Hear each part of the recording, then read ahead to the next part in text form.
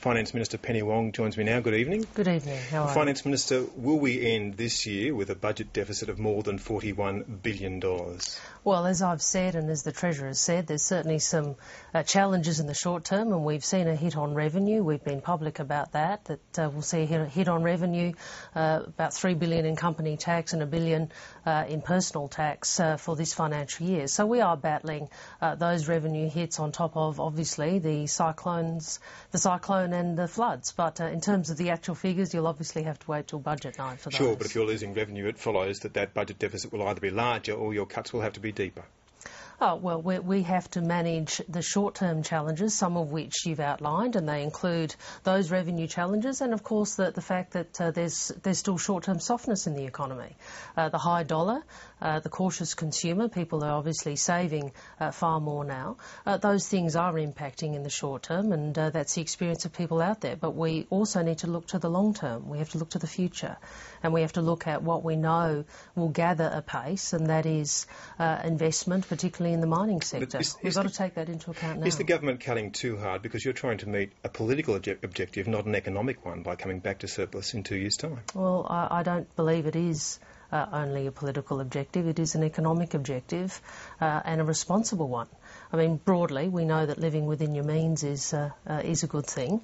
Sometimes you have to do what we had to do during the global financial crisis and ensure that we kept people off the dole queues. But we also know what's going to happen in the years to come. We have a very large wave of investment coming to this country, and it might be that people out there, if they're not connected with the mining sector, it doesn't, it might not have much reality yet for them. But we have to look at the whole economy, and we know that investment wave is coming, and a surplus in that context is the right thing to do. So the argument the Prime Minister made last week, which is when the private sector steps forward, the government should step back. Well, how does the NBN fit into that mix? Well, the argument is very simply this. Well, you know that the private sector is expanding. You know that it will employ more people, spend more money, use more resources. You don't want government competing for those same things and pushing up prices. And we don't want government adding to price pressures, and that's what a surplus does. So if more spending means that there's likely to be wage inflation and price inflation, what does the NBN do? It does precisely that, doesn't it? It competes with the private sector. The NBN is a very long-term investment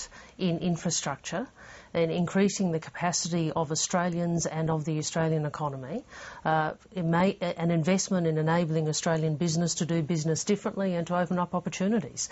That is expanding the capacity of the Australian economy and building the infrastructure of this century. But with unemployment under 5%, the argument that you make now for less government spending and the argument the Prime Minister made last week, how does that fit with the NBN? Because obviously it will be chasing the same scarce resources, which mean wage inflation and price inflation, doesn't it? Well, I don't think you scale back on a major infrastructure investment of the 21st century.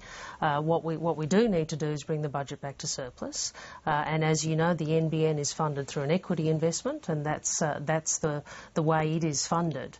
But I think we've got to look at where we are going in the future. A surplus is about managing those pressures, price pressures, which translate to cost of living pressures that I spoke about. The NBN is an investment in Australia's capacity today, tomorrow and in the years ahead, just as the copper network was many, many decades ago. All right, with the carbon tax, isn't it true that the more you spend on compensating households, the less you can spend on compensating businesses? The Minister for Climate Change has made clear that in excess of 50% of the revenue will go to compensating, assisting Australian households. Of course, this is, and I think had discussions when I was the Climate Change Minister.